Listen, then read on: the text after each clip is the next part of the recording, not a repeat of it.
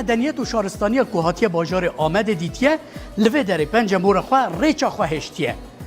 افدرجی بشکل ناو مزگفت ولیان مزگفت مازن کود بجن اولو جامی بشکی ویه بلکی گلکی و بحزاران جارون هاتن ناو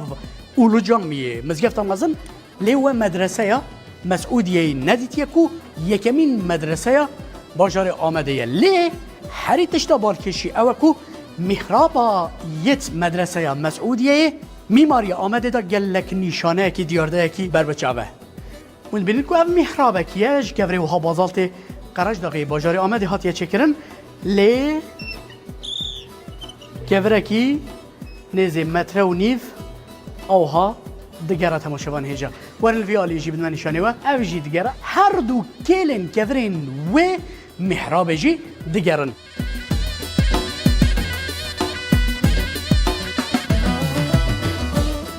مدرسه سال 1223 آن هاتیه چکرج آلی آرتوکی آنوا و اف ستون نویه کو و هاد زفره اگر کو هندک بجید میماری و مدرسه دا تحریبات کی چه ده بدانیشان کو اف گور دجی خوان نلقیا اگر کو نلقه اف آسب مینت نشاندن کو میماری و دری خسار دیتیه بنرن کو بر همه کی شونواره کی سال 1223 آن هاتیه چکرن حتی ایرو دوار میماری دوار بتونار میده تو تحریبات کی دیدا نهاتیه دیتن و هجی اف ستونین و اف کورین و دگرن اف درج مدرسه مسعودیه کو یکمین مدرسه لباجار آمده و سال 1223 هاتیه چکرن